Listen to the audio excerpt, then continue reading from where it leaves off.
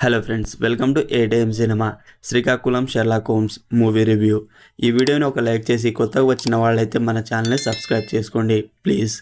Movie run time వచ్చేసి 2 hours 8 minutes ఉంది. ఈ మూవీలో సినిమాటోగ్రఫీ చాలా బాగుంది. బ్యాక్గ్రౌండ్ మ్యూజిక్ కొన్ని చోట్ల బాగుంది. Movie starting okay and good interval. Second హాఫ్లో ట్విస్ట్లతో బాగుంది. ఈ మూవీ డిఫరెంట్ డిటెక్టివ్ మూవీలా ఉండదు, ఒక ఇన్వెస్టిగేషన్ మూవీలా ఉంది. మూవీలో అక్కడక్కడ కొంచెం స్లోగా అనిపించింది.